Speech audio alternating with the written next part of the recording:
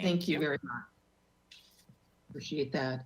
And the first order of business is approval of minutes from our February 17th, 2021 meeting. And I assume everyone has had a chance to review that. And if so, I will entertain a motion for approval. I'll make that motion. Thank you, Betsy. And is there a second? I'll second that motion. Thank you, Penny.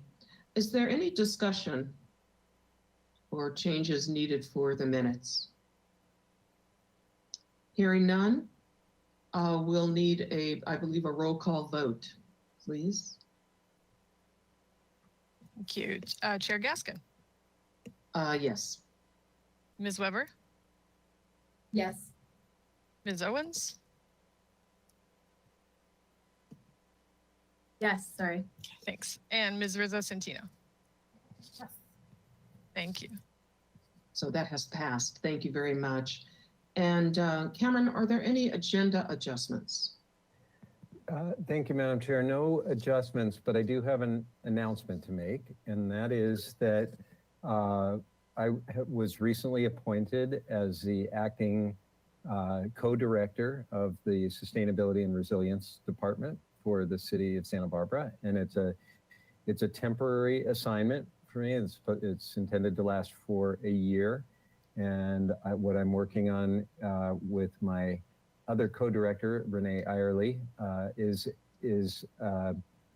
developing the scope and the structure for the new Sustainability and Resilience Department at the city. So it's an exciting opportunity, and I'm in a process right now of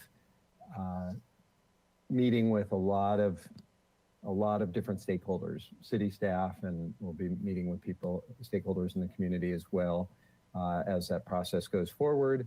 And it's a process that will take us to a point where we're preparing for the budget in FY23. So we'll sort of have that department scoped out about a year from now. So that's the plan. So that will be part of the budget on July 1st, 2022. So so there's some time.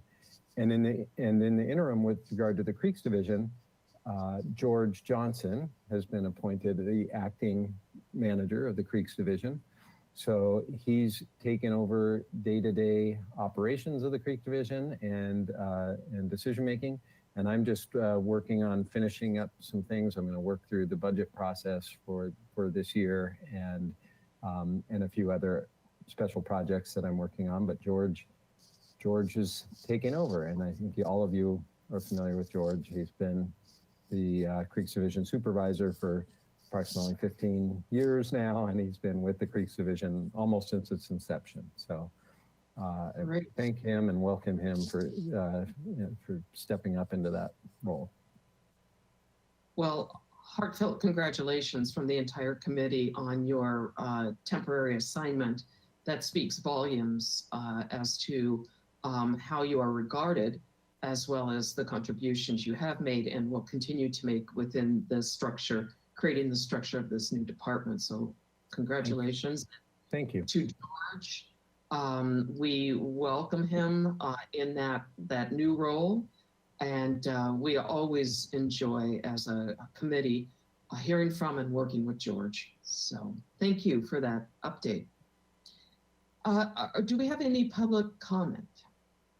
Liz? We have no one here requesting to comment at the moment from the community. Thank you. Are there any committee member communications or comments from any of our committee members? Hearing none, other than everybody's busy for Earth Day. And all involved, I know. Madam Chair, I think Anna might have a comment. Oh, I'm sorry, I didn't see that, Anna. Thank you. Oh, it's okay.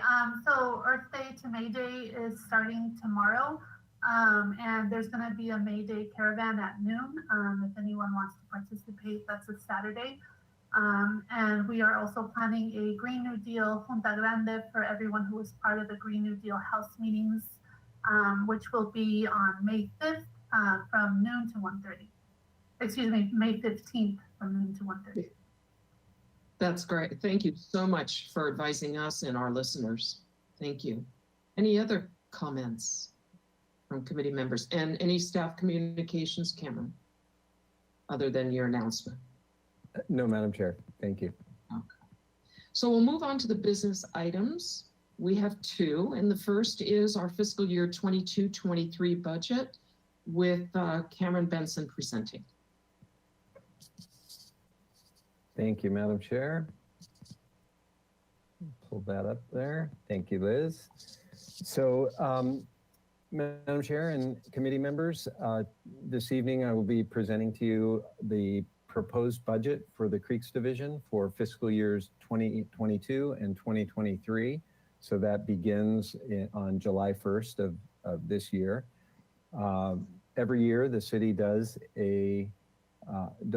through a budget process. We work on a 2-year budget cycle, so that we're heading into the first year of that.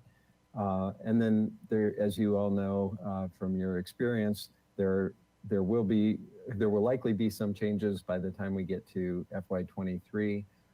So most of my presentation tonight, I will focus on the FY22 numbers. Next slide, please.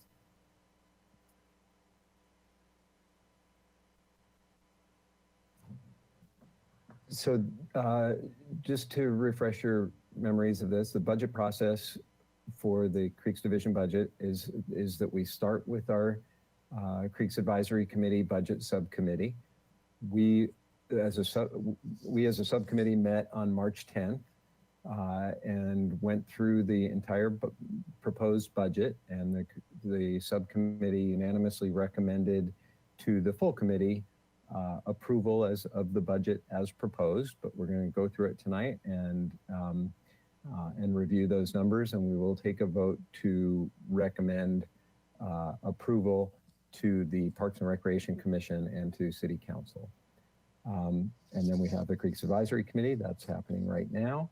The Parks and Recreation Commission is having a budget hearing at the same time we're having this meeting, but we'll also have a second budget meeting next week on Wednesday, the 28th.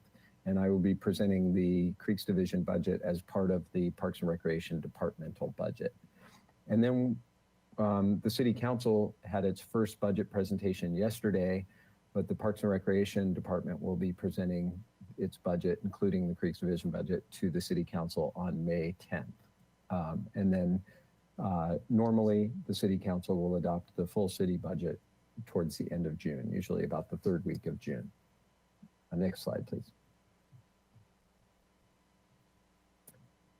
So just a reminder about the Creeks Fund. The Creeks Fund and the Creeks Division were created by the voters of the city of Santa Barbara back in November of 2000 when they passed Measure B, which is a 2% hotel bed tax increment.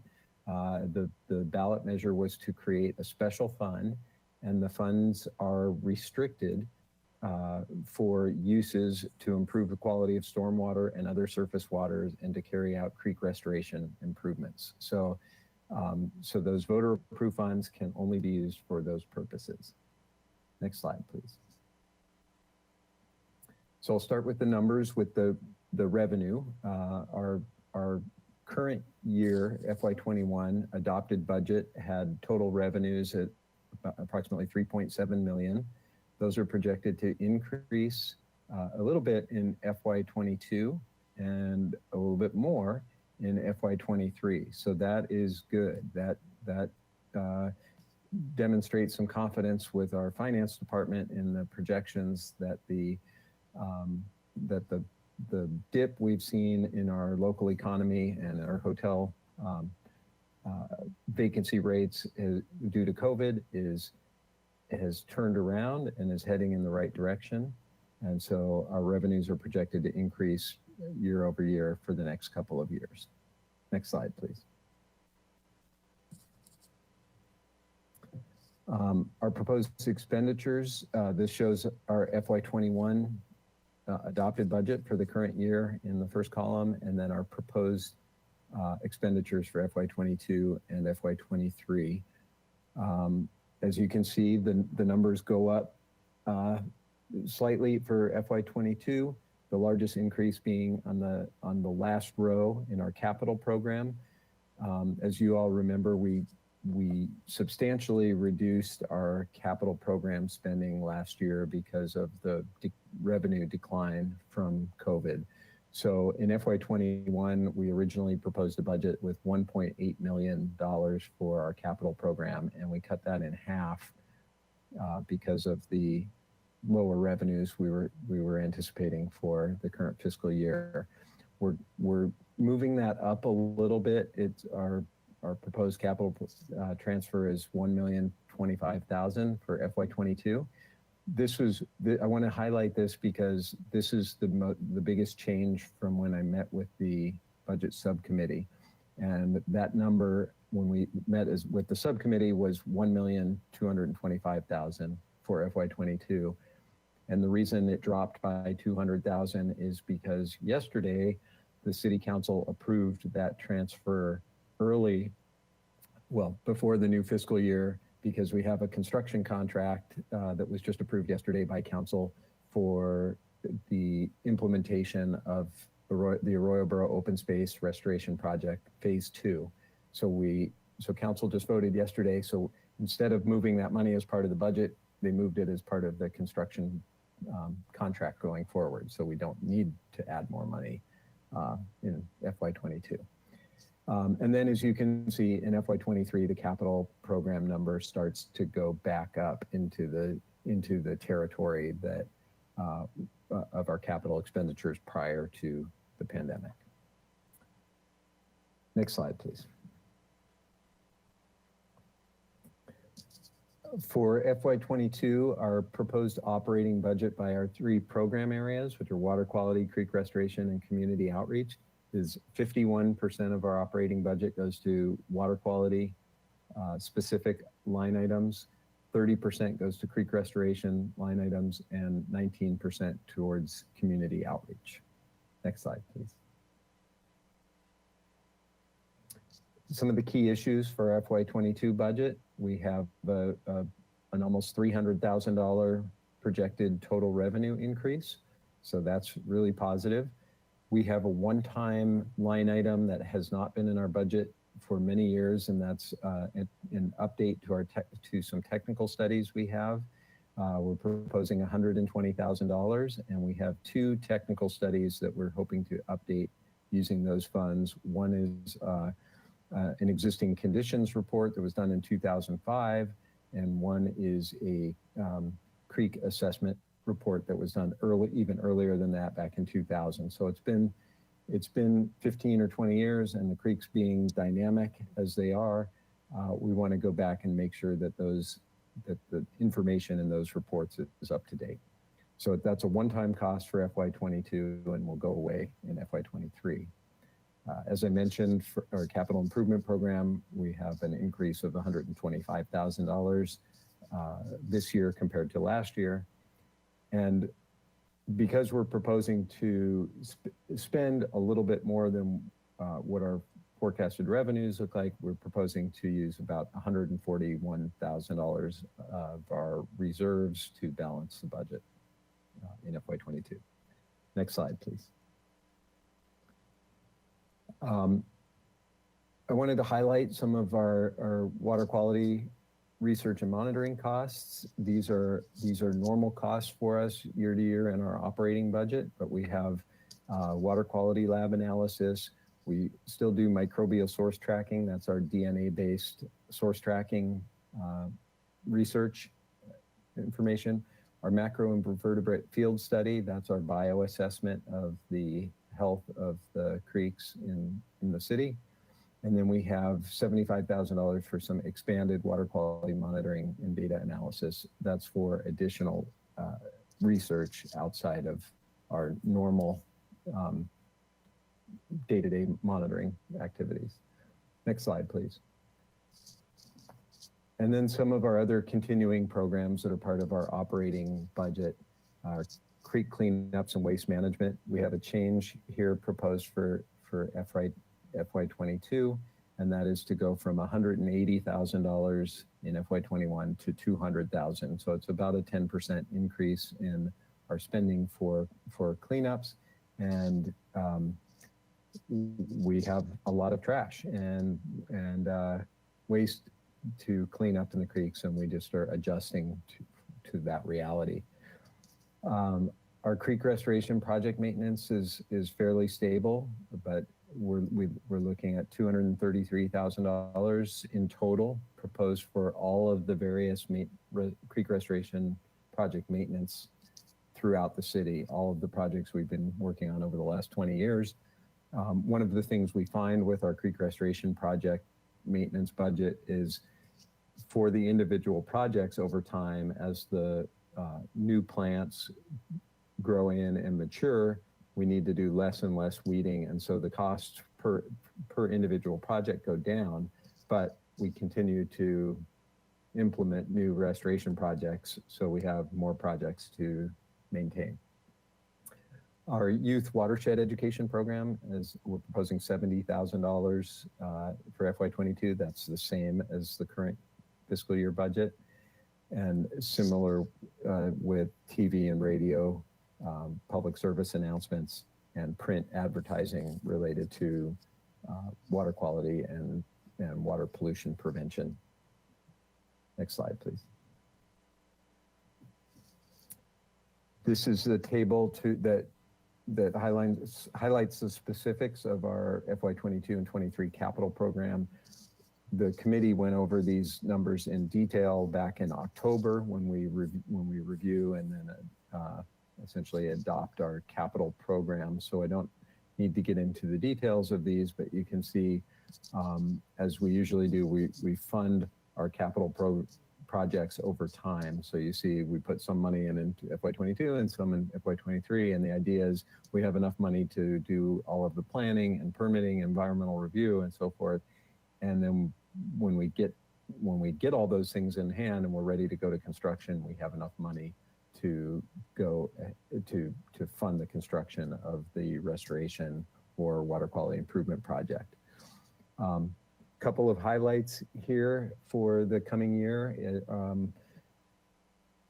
We about midway down the list, we have Mission Creek restoration at Oak Park. So we're beginning to get the scope together for a restoration project that will occur in Oak Park along Mission Creek.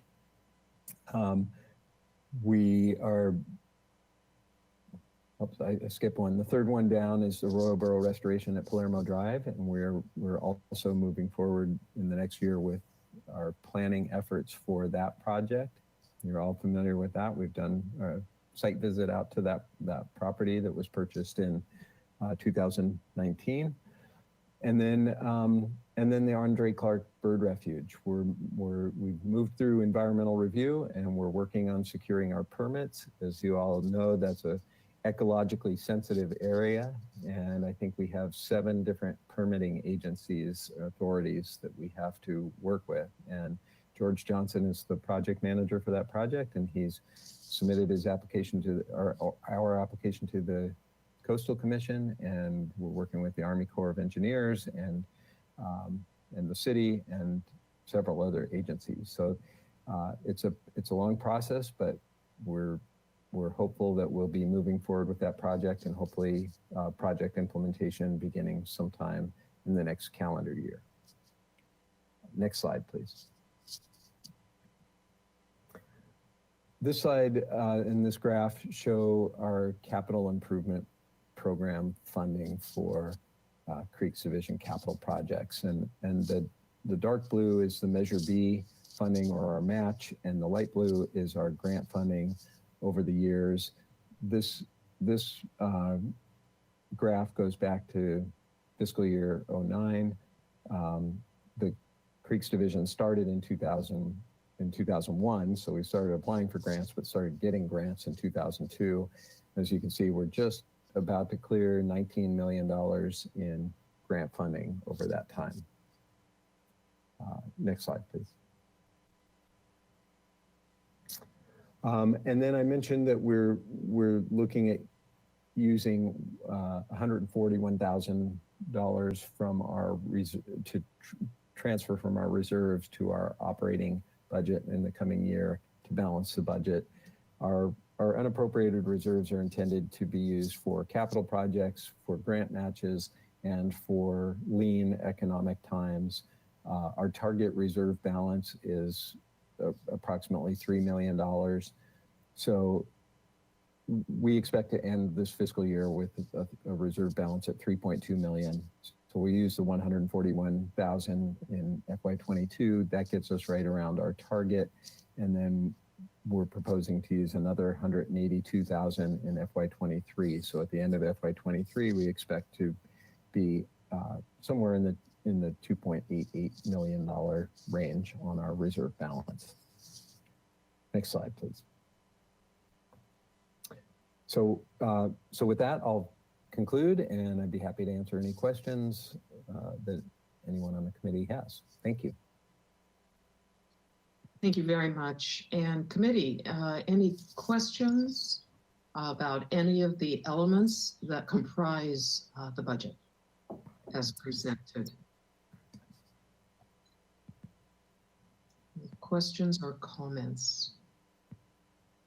The subcommittee found it to be very well conceived and put together as always, and certainly focused on both sustaining and continuing to improve water quality and our creeks. So again, leadership continues to show through with the prioritization of the projects and where the funds are being allocated. Okay, hearing no questions, then the recommendation is that our committee recommend approval of the Creeks Division fiscal year 2022-2023 budget to the Parks and Recreation Commission and City Council. So I will entertain a motion to that effect.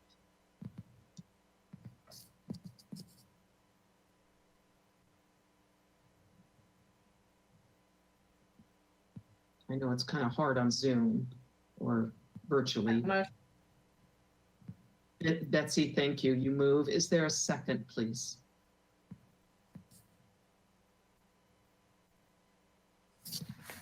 Sure, I'll second. Is that Penny? No. Anna? Yes. I'm sorry. Anna? Okay.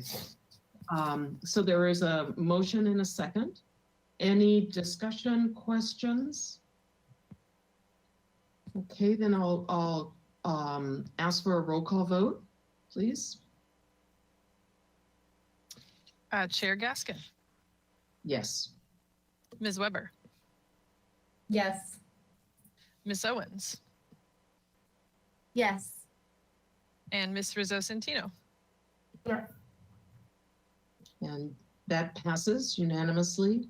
And again, please extend our thanks to all of the staff because they form the foundation upon which all of these projects and this vision be actualized. So thank you, Cameron, for your leadership. Thank you. And I'll pass that along. Thank you. We're on to 7B, which is very exciting. The Creeks Restoration and Water Quality Improvement Division 20-year report. Thank you, Madam Chair. This is a great reason to celebrate. The Creeks Division is now 20 as of this year, and tonight I will present to you some, but not all of the things we have been working on over the last 20 years. So let's go ahead and get started. Next slide, please. So the history of the Creeks Division started really in the late 90s. There was a lot of creek and ocean water pollution, and it was leading to beach warnings and beach closures. So we had polluted urban runoff and polluted surface water running off of the urban areas, primarily of the city, and into the creeks and out to the ocean. people were very concerned. The city council was very concerned.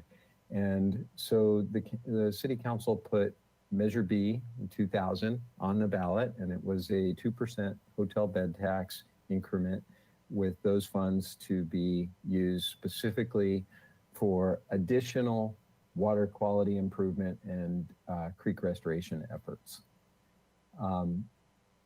So the measure passed overwhelmingly. I think there was 72% support for it, and the Creeks Division was created just a couple months later. And as a matter of fact, the Creeks Advisory Committee was created first. I think December of 2000, the Creeks Advisory Committee was created by City Council to oversee and ensure that the Measure B funds were spent in a way that fit what the voters were told at that time.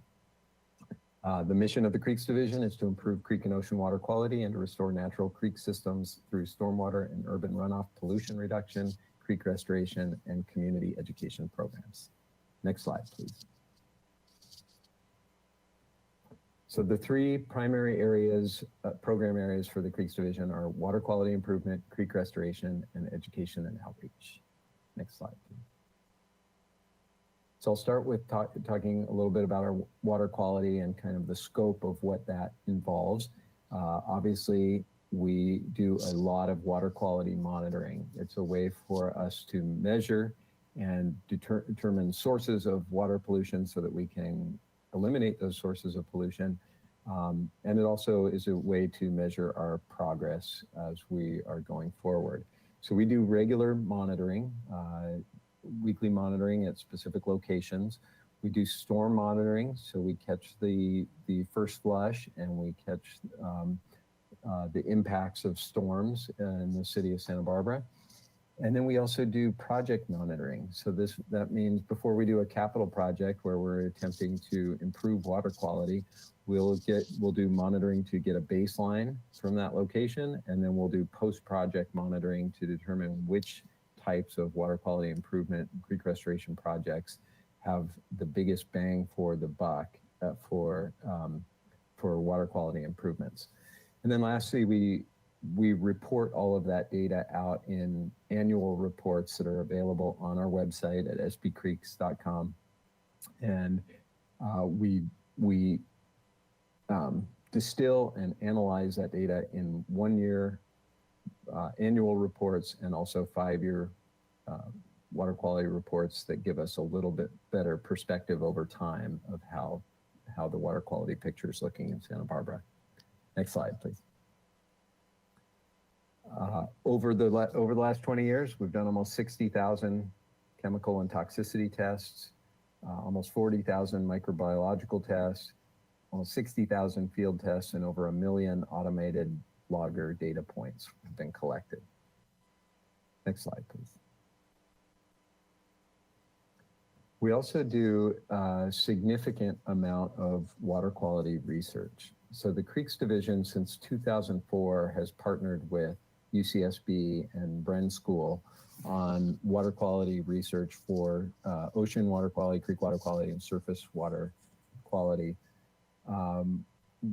Together, we were a pioneer in this DNA-based technology for source tracking for human waste getting into surface water runoff, and that has a potential to be a significant public health problem. So we've done sewage source tracking. We've used innovative techniques that were used before for sewer line investigation, and we use them in the storm drains, like dye and smoke testing, for example. We even had a grant to bring sewage sniffing dogs to the city, and while they were here, they came all the way from Michigan. While they were here, they were able to locate 2 locations where we had cross connections where sewage was getting from a sewer line into storm drain pipe and then draining into the creek. And so it was really an incredible, I don't know whether to call it a technology, low tech, way to find sources of sewage getting into our creeks. We've also done quite a bit of research around pesticides. We consistently find pesticide in the stormwater runoff in all areas of the city. And then most recently, we've started to look at microplastics, and the Creeks Division is currently partnered with UCSB and the Bren School on microplastics research in runoff in the city of Santa Barbara. Almost all of this research has been grant funded, so we've been able to utilize and leverage Measure B dollars with grant funding from various sources to perform this research. Next slide, please. Under our water quality program, the Creeks Division administers the stormwater management program for the city. This is required under the Federal Clean Water Act for all cities our size to have a stormwater management program that has a wide range of best management practices that cities need to have in place in order to improve water quality. So the Creeks Division oversees that program, but the different operational divisions across the city are in charge of implementing that program, and they do. And we've seen a lot of water quality improvement as a result of that. And most recently, you'll remember the Creeks Division took the lead in updating the city's stormwater best management practice guidance manual, and that provides guidance to the development community and to property owners. So as the city is redeveloped, the developments will have best management practices in place with using more water quality friendly designs to protect water quality in the city. Next slide, please. One of the things the Creeks Division took the lead on about 10 years ago, we did our first stormwater infiltration demonstration project using permeable pavers. The photo on the left shows the Mackenzie Park parking lot, which was our first demonstration project using the permeable pavers. And you can see the gravel that goes in underneath the permeable pavers, which have joints in them so the water can flow through those pavers and down into these basins, and then it can soak into the soil where the pollutants can be treated naturally through microbes in the soil. So the photo on the left and the center photo are kind of before and after, or during and after the project. And then the photo on the right shows a water truck over at a project we did at Oak Park, just showing how the water will infiltrate into the soil. Instead of just running off and going into the storm drain, it'll infiltrate into the soil where it can replenish groundwater. It can water the trees you see around there in the background. And over the last decade, the Creeks Division has replaced over 200,000 square feet, so almost 5 acres of impervious asphalt and concrete with the permeable pavers. Next slide, please. The Creeks Division is also responsible for water quality code enforcement. So when the city of Santa Barbara sees water pollution source, they can call into our hotline number, which is 805-897-2688, and report suspected water pollution. You can also file a report online at sbcreeks.com. And we have a code enforcement officer who will go out immediately in most cases and investigate reports of water pollution. The city's approach initially is to educate people about water pollution, and so we can prevent the pollution from happening in the first place. If the education doesn't work and we have somebody a repeat violator violating our municipal code ordinance for water pollution prevention, they will face fines. And then if we do have a significant spill of some type of pollutant into the creek area, the Creeks Division has a contractor available to do cleanups in the creeks, including hazardous waste cleanups if necessary. Next slide, please. Another issue for water quality in the city is trash. It's a significant pollutant in the city.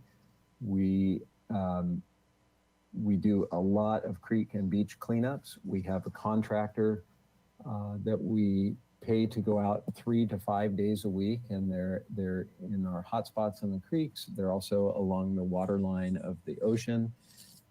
We have a significant number of volunteers who participate in beach and creek cleanups throughout the year, including organizations, businesses, churches, schools, and then individual volunteers. And we take over 50 tons of trash per year out of the creeks and off the beaches in Santa Barbara. And that number has been consistent for the last 20 years, unfortunately. 50 tons a year. It's a lot. So since 2003, we've removed over 1.7 million pounds of trash and debris from the creeks and beaches in Santa Barbara. Next slide, please. And one of the capital projects that we've implemented to address trash getting into the creeks and beaches is the storm drain screens that we have throughout the city. And these are metal screens installed in all of the catch basin openings or storm drain openings throughout the cities, 1,400 of them. And we installed these screens which are able to flap open, so when there's a lot of water flowing, they can open up, and that keeps them from causing any kind of flooding. But as you can see, when they're closed, when it's dry, you'll see bottles and cups and chip wrappers, candy wrappers, and things that get stuck in those storm drain screens. And then when the street sweeper goes by, the street sweeper is able to pick them up. So it keeps them up at the gutter level instead of getting down into the storm drain, where then they get washed out into the creeks and out into the ocean. The entire project was grant funded. We had nearly 100% grant funding for that project when we installed it. And the Creeks Division also supports the street sweeping program. So some Measure B funds are used to provide some funding for the street sweeping program, which picks up approximately 4 million pounds of trash and debris per year from the city streets. Next slide, please. So moving out of water quality and into creek restoration. Obviously, those two things are related, but we look at them as separate program areas. Over the last 2 decades, the Creeks Division has planted over 50,000 native plants and trees throughout the city at our creek restoration sites. In addition to that, we have a program where we have partnered with the County Agricultural Commissioner's Office and the California Conservation Corps to remove one of the most invasive species in riparian corridors throughout Southern California, and that is Arundo donax. And we have removed approximately 370,000 square feet of Arundo from the city's creeks and watersheds. And where we have removed the Arundo, we've replaced that with over 700 native riparian trees to take its place. Next slide, please. Another effort that the Creeks Division has been involved with is the recovery of the endangered steelhead trout. And as you can see in the top picture, believe it or not, we have steelhead trout that migrate up Mission Creek from the ocean. The first time I saw it was just unbelievable. I saw a steelhead trout that was over 30 inches long swimming up Mission Creek in downtown Santa Barbara. It's just an incredible sight to see, but they are highly, highly endangered. Largely because of barriers that had been installed through Mission Creek up into the upper watershed where the fish need to get to clean, cold water to spawn.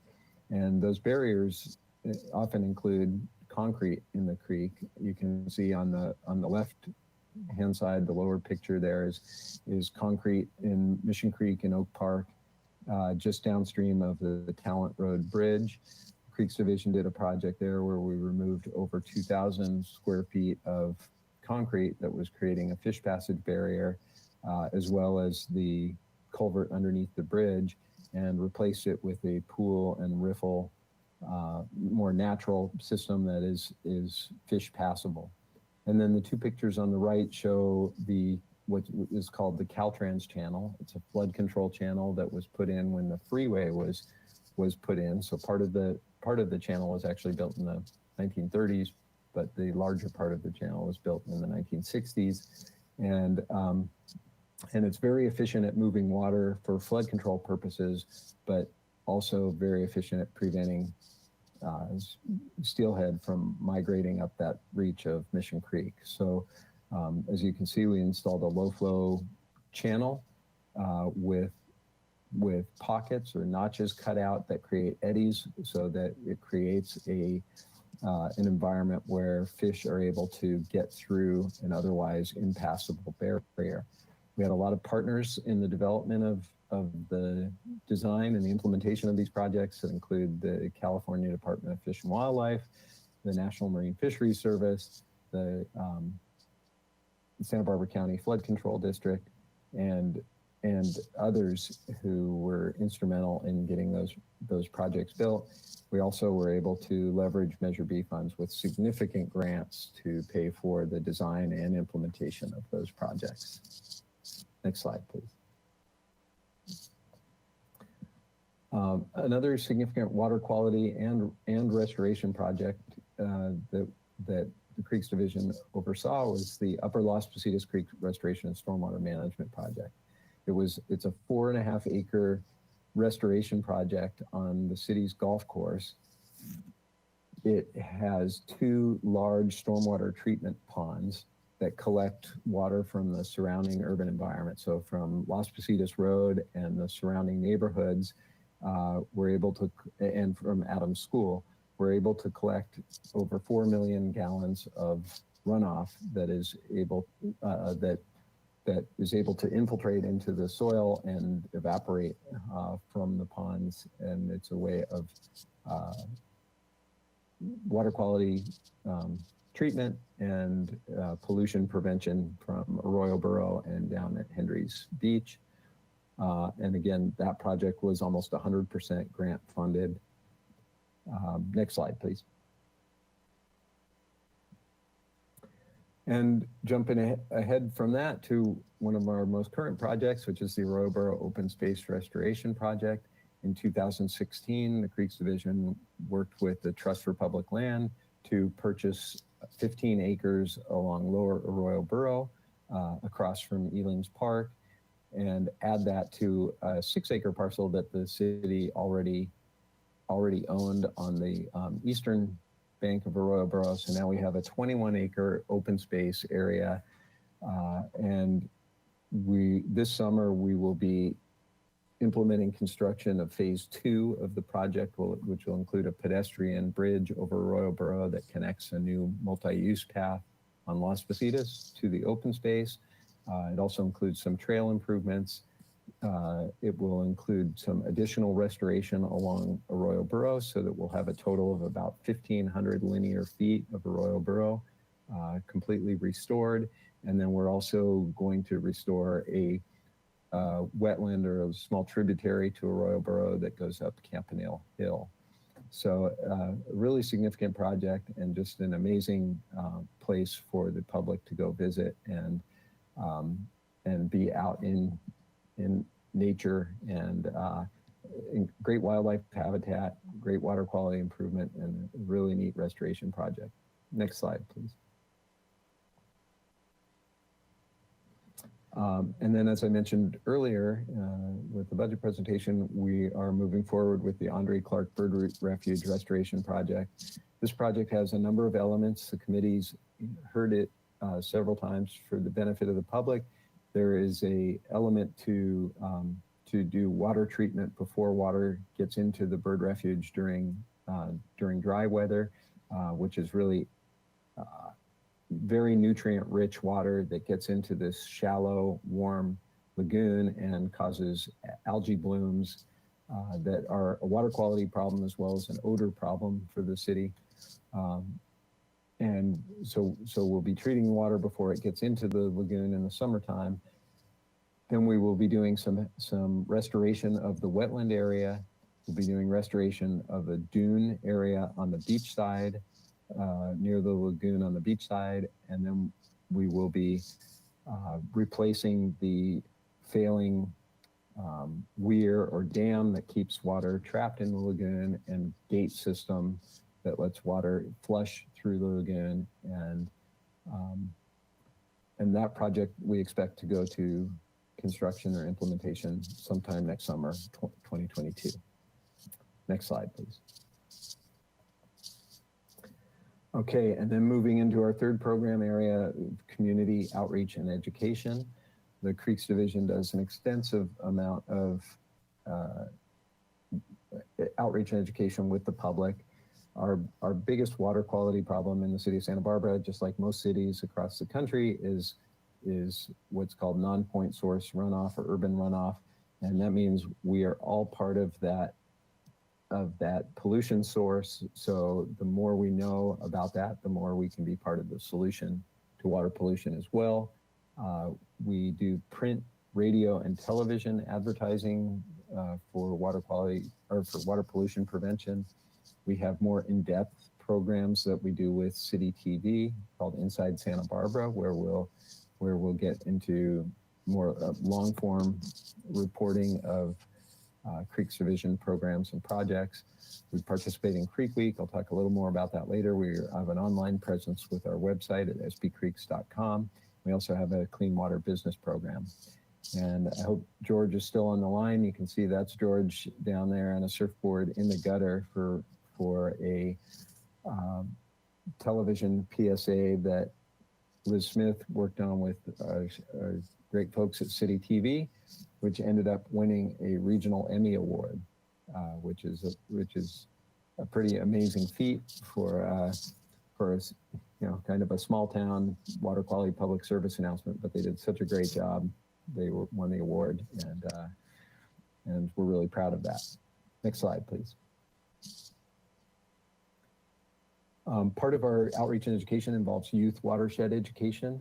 The Creeks Division works very closely and contracts with Explore Ecology to present something called the Creeks Kids Series. And it, during the pandemic, has become virtual, and Explore Ecology did a great job adapting their programming to from a field trip and classroom education program to online. But generally speaking, the program does in-class presentations. This is all voluntary for schools to participate in. They're in-class presentations, tours at the Watershed Resource Center down at Hendry's Beach. We reach over 3,000 students per year through the program with watershed education. And Explore Ecology does a really good job correlating the watershed education program to state science standards for age appropriate for K through 12 programming. Since we started doing that program, we've reached over 64,000 school-age students throughout the city of Santa Barbara with watershed education and field trips. So about 2/3 of the city population over that time. Next slide, please. We also, Creeks Division also started a clean water business program. Since its inception, over 300 businesses have been certified. We focused on businesses that could have the greatest impact for water quality improvement. And that includes automotive services, restaurants and caterers, mobile businesses, and contractors. What we found as we were implementing that program over time is sometimes there was a best management practice that a business would love to implement, but there was some kind of cost barrier to them being able to purchase some equipment to do that BMP. So we started a business assistance program. It's a small grant program that actually doesn't grant funds, it grants the equipment itself to the business, and it puts puts the business over the top to where they're able to become part of the Clean Water Business Program. And so since the inception of that program, we've provided almost 50 businesses with equipment. Next slide, please. Creek Week is an annual watershed education and awareness program.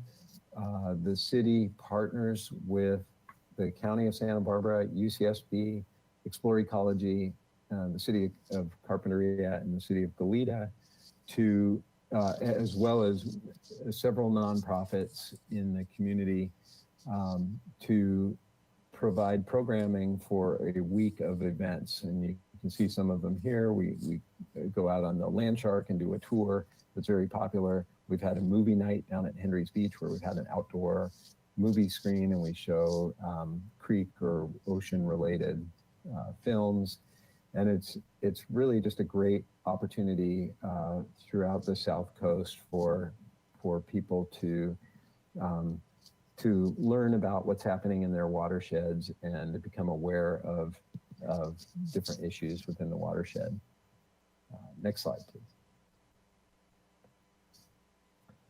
We also participate with every other city and the county in community-based social marketing, and these are efforts to change people's behavior in ways that are going to help improve water quality. So we did one called Close the Poop Loop, and that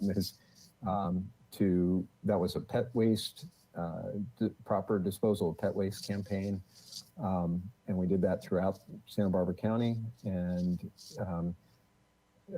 closing the poop loop actually meant getting people to drop those bags, the dog poop bags, into the appropriate disposal containers instead of leaving them on the beach or the trails, as we've all seen when we go out.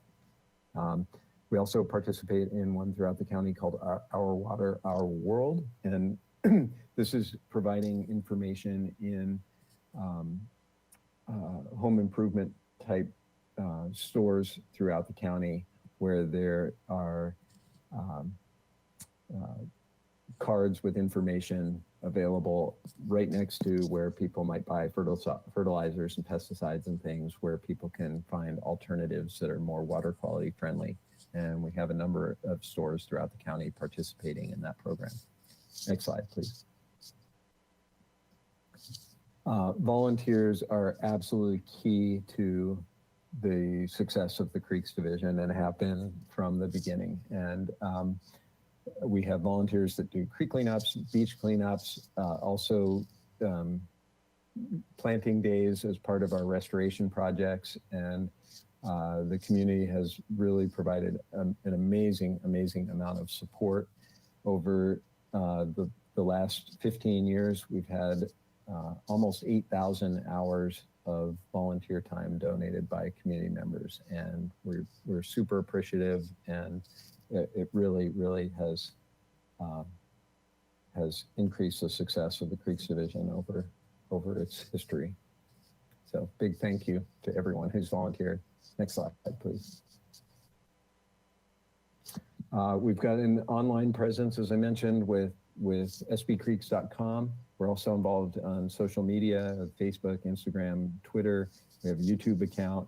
We have an email newsletter that goes out once a month with to over 900 people who have signed up to be on our list. And this year with the pandemic, Liz Smith came up with a really great idea to do Watershed Wednesdays. And so we do Facebook Live events on Wednesday where a Creeks Division staff person will go outside with a camera and explain some of our programs and projects. So they'll be out in the field and people can watch that. It's recorded so people can watch it later. And we have questions and comments coming in. And it's really been a great program to adapt to the pandemic conditions. Next slide, please. We've already talked about this one, so I don't need to say any more. This is just our capital improvement program funding and our grant funding over the last 2 decades. Next slide, please. And then we have our 20-year report. And in the interest of sustainability, we're not printing the report this time. It's available digitally. It's available on sbcreeks.com. When you go to that website, it's the first thing that pops up. It's available in English and Spanish.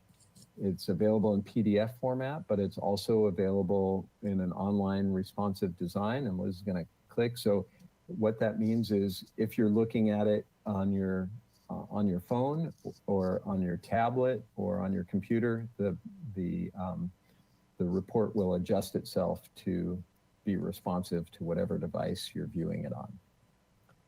So you can kind of just scroll through and read about the history of the Creeks Division and all of our projects and programs. Next slide, please. So with that, I will conclude, and I'd be happy to answer any questions that you might have. Thank you.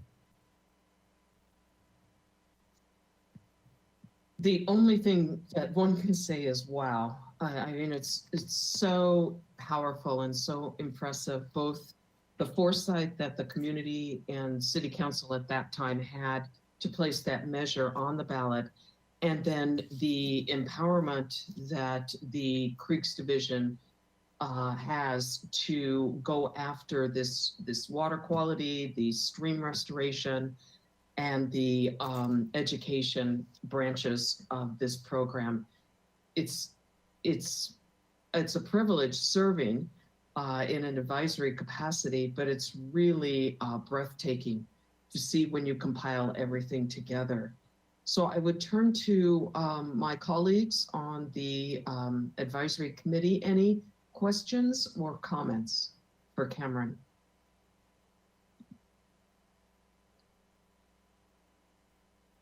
And let's see, Betsy.